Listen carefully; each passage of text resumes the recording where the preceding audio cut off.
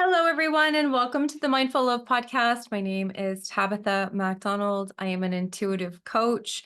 And tonight I want to talk to you about our parts. I do a lot of parts work with my clients, and I explain it like this.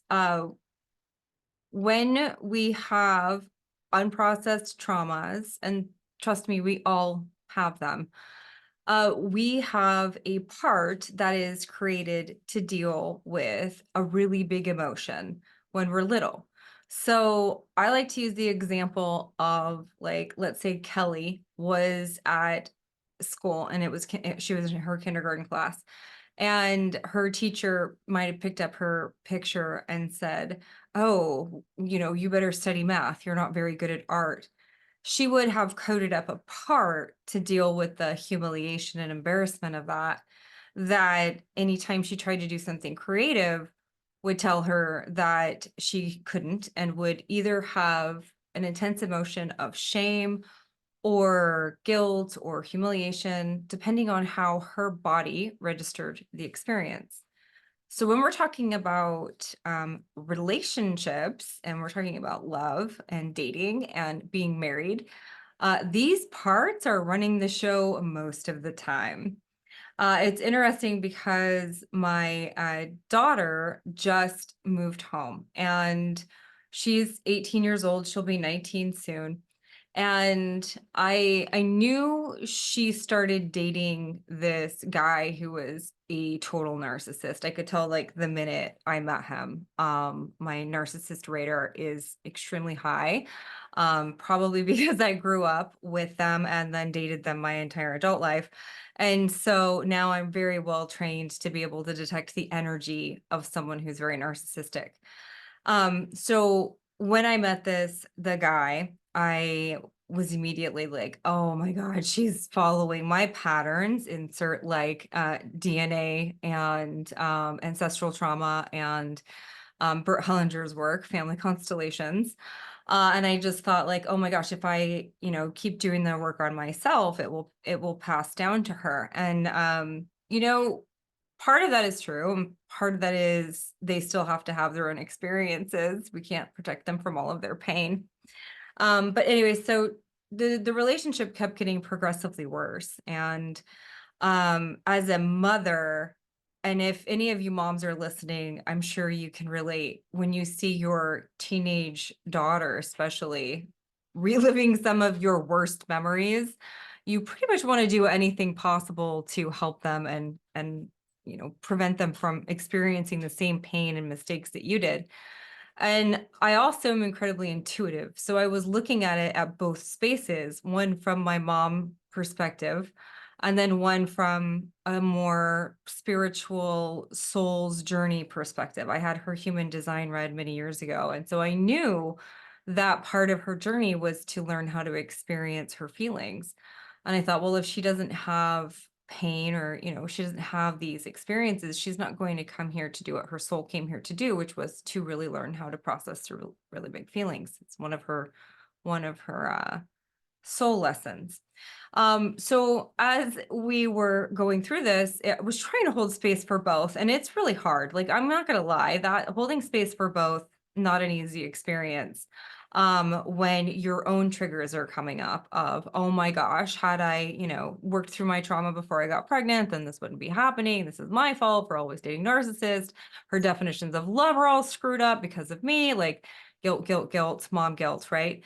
And I just kept being present with it, and thinking, if this is all happening for her and this is also happening for me, because we live in a co-creative universe, how can I best support her on the journey? And I thought, well, I'm certainly not going to call him out again, because when I did that the first time, she almost stopped talking to me. And I had to do a lot of backpedaling in order to get her to start talking to me again and really keep my nose out of it, which, was hard, but also I loved her enough to do that so that I didn't lose connection with her. Because if your daughter or son is dating a narcissist, one of their primary goals is to get them to alienate from their family.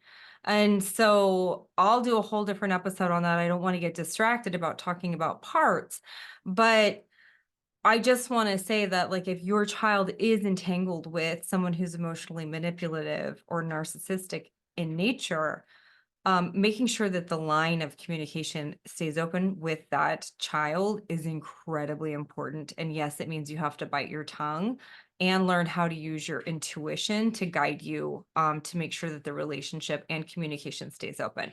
So, with that said, many months later, I think it was about 8 months, she finally called, and the level of pain she was in was just unbearable. And I knew it was time to give her the hard talk and say, like, I'm actually worried about you. You know, I have a podcast all on narcissistic abuse. I actually made it for you. Like, one day I knew you would need it. And I need you to listen to me right now, because you're at that point where if you go further, I'm afraid I won't be able to pull you back out. And I think she finally heard, and he finally did something that was so outrageous that she finally had enough.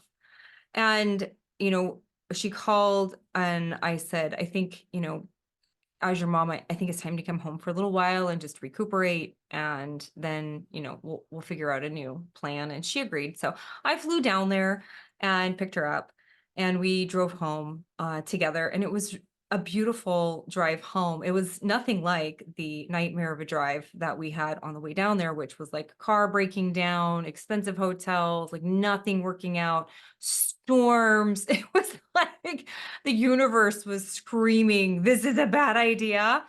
And on the way home, it was like sunshine, no traffic, perfect. Everything was, nobody got tired. It was just beautiful. And Kira, my daughter, she was like, I feel like the universe is really speaking to me right now and saying that this choice was really good to come home. And I said, yeah, I feel the same. I feel the same blessings upon us right now.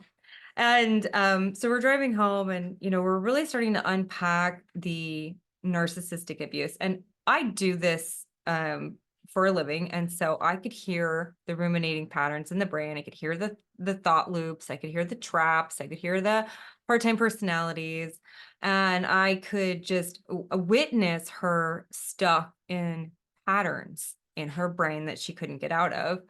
And, right before I got there, she had let me do a recode on her because she was really enmeshed in the pain. And I was very concerned um, that it was going to send her into a really dark place. And so we have a really great relationship. So I did a recode for her. And within 24 hours, she started saying things like, wow, I don't know why I thought he was so attractive, or, oh, this isn't making sense now.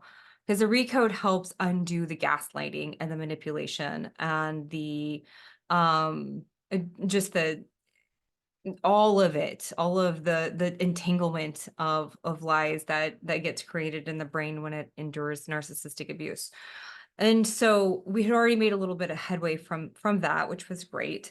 And then on the way home, I really started just listening about what her experience was like. And she told me this story about when she went over there to go break up with him, and she physically couldn't leave. Like, her body felt like it was incapable of moving. And I knew the feeling that she was talking about. I've experienced it many times. And she said it was like something took over, and she just stood there, even though he was saying mean things, even though she knew she needed to go, but she was frozen.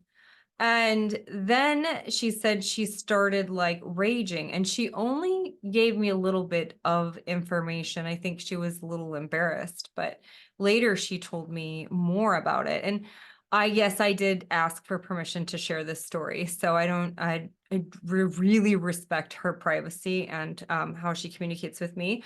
But I know that this story will help other mothers and young women who are ensnared in abusive relationships. You are most vulnerable between like 18 and 21. So, she would say that she'd start raging and yelling, and she couldn't even figure out what was happening. It was like nothing made sense.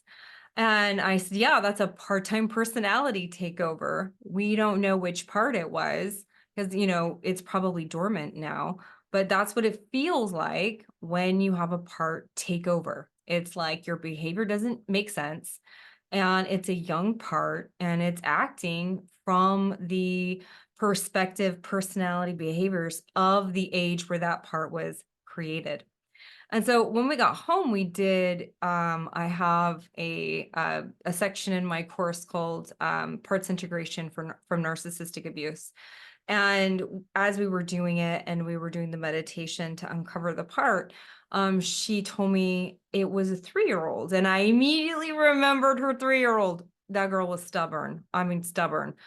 She did some things like tantrums and had a hard time managing her emotions. And also when she wanted something or, she stood her ground. And I thought, oh, this is a hard child to parent, but man, she's going to make a powerful woman. This is hard, but it's also good. Um, but what the memory was that she started telling me, because when we do parts work, it's not necessarily the actual event that we have to go work through. And I think that's like one of the biggest hurdles to people, getting help, is that they're afraid they have to go really unpack these really painful emotions. And what we're looking for is the emotional imprint, not necessarily the accuracy of the memory. We're just looking for the emotional imprint and how the part remembered the experience. And so this isn't like going in and, uncovering all of the depths of shadows in the brain. We're just looking for how the part remembered the experience so that we can help the part mature and develop new patterns of behavior that are in alignment with what your choices are. And so when she started telling me about what the part felt like, I remembered exactly when it was created. We had belonged to this mom's group, and I had 3 very close friends, and they all had daughters her age, and we were all best friends. And then, like with girl cliques, for some reason, I was the one who got ejected from the friend group. I still really don't know why. I did try to talk to them at some point, but all of the answers were very different. And so I just had to let it go. But when it happened, the most painful part was that my daughter was so sad. She was 3 years old. She lost all of her best friends. And up until that point, she was extremely social and she had no problem hanging out with a lot of kids. And she didn't have any insecurities or issues. She just was totally authentic and felt very comfortable being around a large group of kids. And after that experience, she stopped. That went away. And she started only focusing on one kid at a time, and she couldn't ever have more friends. And I didn't realize, because back then I wasn't doing the work, I didn't understand neuroscience, I didn't understand any of this. And so I just thought it was because we moved, because not long after that we had to move because of the '08 crash. And our lives as a family just fell apart. And so I figured it was all of the stress of the move and the financial struggles we were having, and me having to go back to work because my ex-husband was laid off. And really what it was this experience of losing all of her friends. And so she coded up that groups of friends were not safe and that they would abandon her. And so she said that it felt like she was standing there screaming, saying, I will not be left behind. And that was the part that took over when she was having this fight. And it was wanting to be healed. And it's really interesting because once we did the parts integration work, like the next day, all of a sudden she's like, well, why haven't I been calling anybody? Why have I been isolating? And she's no longer living in fear or hiding, and just her old self is like fully emerging. And it's so fast. It's so fast. And it's so beautiful to witness and watch, because I do my parts work as well. And sometimes I'll see where, oh, okay, this was my DNA structure that I inherited from my family line and I passed it down to her. And when we use the superconscious recode to go heal that DNA structure or the energy structure in the family history, I immediately see how much faster it is for my daughter or my son to transition out of that pattern that they inherited from me. So this goes into just really understanding, well, how those parts are created, but also why it's necessary for us parents to do our work when we want to help our kids. I know a lot of parents really want to help their kids, and we have a lot of kids with high anxiety and stress in a way that I don't think we had to experience when we were growing up. And I always tell people, like, do your work first, and it will transfer energetically to your children. But more importantly, they're going to see that it's safe because they'll watch you go through it. I've been very open and honest with my children about my journey of transformation and healing. And, she's seen me do it in a way where it's safe. And she sees me changing and growing and evolving, and also the struggles and the frustrations I have of having to deal with old trauma, but not in a way where I'm dumping it on her. And I just always say, like, I'm cleaning up my stuff so you don't have to deal with it when I'm older. And I think that honesty and transparency really makes it easier for her to do her own inner work. And she's 18. And I think that anytime an 18-year-old is already committed to doing their internal mindset and emotional regulation work, like, that's a good thing, because those are tools that are going to help her throughout her life. And it's just makes me very proud as a mom, because there's so many things that I did wrong and aren't wrong, that I think that I perceive as having done wrong, and that I carried a lot of guilt with, because I, didn't realize that I had all this childhood trauma that was running the show, and that also how it was impacting my relationship choices and definitions of love. And I did my best to shift them as much as possible, but I had limited knowledge and education about what any of it was. Anytime I tried to go to counseling, I had protector controller parts that were so good at giving the counselor really good information that they would just go on that surface level story, thinking that that was the original event. They had no clue the hornet's nest that was hiding underneath that story. And that's where, when I started working with intuitive coaching, it became so much different, because they were able to see past the blocks, past the barriers, past what I said, into the thing that was actually holding me back from having what I wanted. And so I just want to explain how these parts interfere in relationships, because they create so much chaos when we're trying to build a romantic partnership with another human being. And tonight, I just want to talk about the inner child, because the inner child is the one who overreacts to minor issues. And so if you find yourself having extreme reactions to small problems, your inner child is probably at play. Uh, One of the ways you can tell is that you'll feel childish emotions. Childish emotions include jealousy, fear of abandonment specifically, an extreme neediness. And this is often just created in a time when you were a child and you had needs that weren't being met. And so this, like, part of you was created to make sure that at some point that need would be met. And they developed a certain type of behavior to get the need met. Now, we never want to judge this aspect of us. They were 3. Like, I mean, our need to belong and to be loved and to be nurtured is actually a survival need at 3 years old, because we cannot survive without a tribe.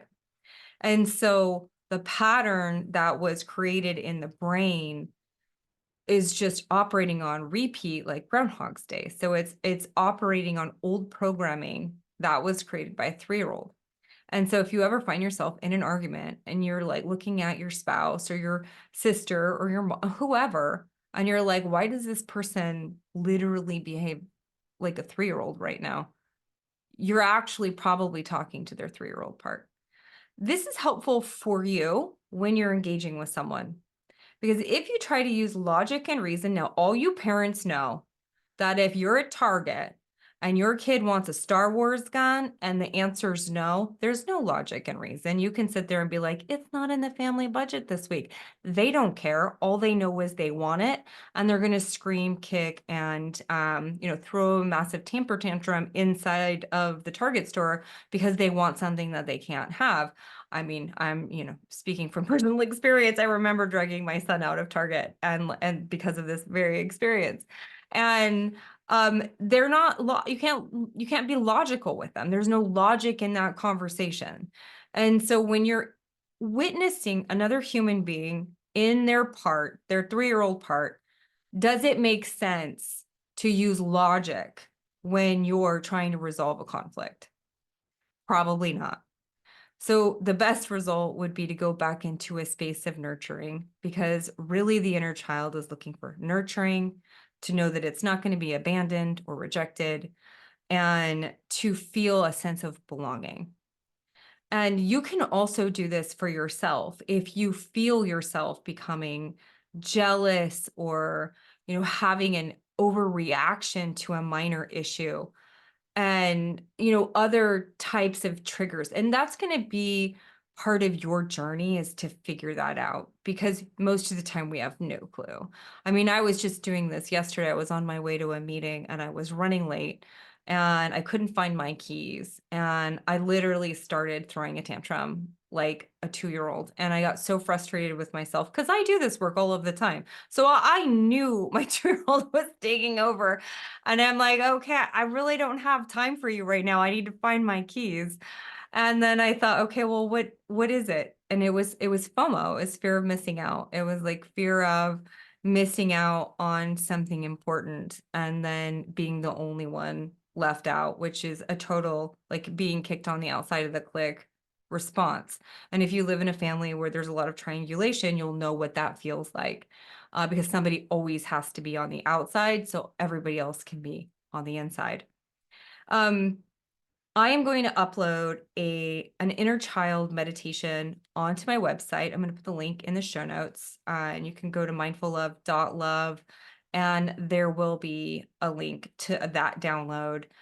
I highly recommend that you take advantage of it and do the free inner child meditation and connect in with the inner child and start learning how to heal that part and aspect of you. Now, if you haven't yet had children, this is a wonderful thing to do before you start breeding. So the reason is that nobody gets out of here without trauma. Big traumas, little trauma, it doesn't matter. We all experience them. Just like this trauma that my daughter had, it wasn't from me, it was from society. And whether or not we create a beautiful, safe space for our children, and they experience these traumas out in the world, or they experience it from internal family systems of dysfunction and addiction and abuse, we all experience traumas. And the thing that's the most important to understand is that you can have a big trauma that registered as a big trauma and created a lot of parts that react to something. And when you say the story, maybe to somebody else, they might be like, well, that's really not that intense. You know, it's how you registered it. So I work with a lot of people where they're like, well, my stories really aren't that, like, Lifetime movie network-ish. Like they're just kind of like, Leave It to Beaver-ish. But it doesn't matter what your experience was, it's how you registered it as a child. And so if you have behaviors as an adult that don't align with what you want, that don't align with the type of intimacy and connection that you really crave, chances are there are some parts that are preventing you from having it.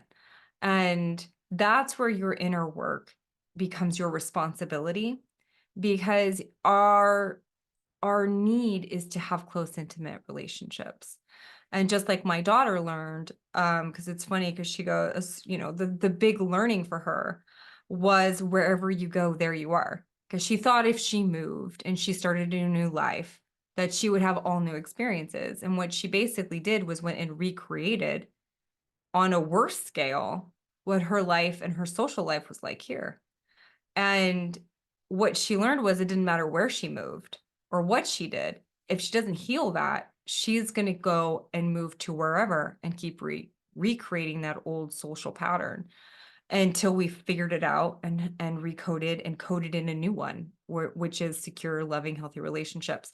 So I started having her read books on what does secure love look like, and how to identify it and learn about it.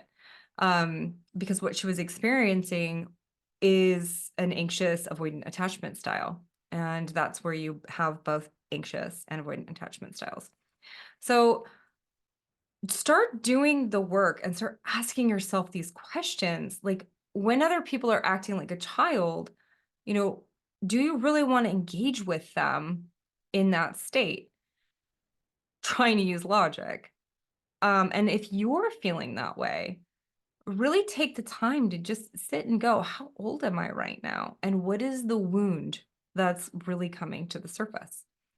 Like I said, you can download the meditation on my website. And I really look forward to hearing about how your experiences with this meditation, and also part of your journey. Like, what are you learning about yourself when you do these exercises? And I would love for you to share. And please, if this was helpful for you, I would really appreciate you dropping a review and sharing with others. It helps small podcasts like mine get seen more in the ranks, up against the big corporate ones that have more of an audience. So thank you so much for listening to the Mindful Love podcast today. My name is Tabitha MacDonald. I'm an intuitive coach, and I'm just really grateful for your time and your attention today. And I hope you have an amazing day. Thank you so much.